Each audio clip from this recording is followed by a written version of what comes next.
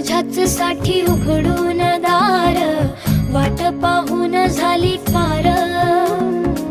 चिंता हरून देवा थकला असणार, दे माझ्या खांद्यावर भार. थोडा इथं टेकून जा, घास खाऊन माझ्या हातातला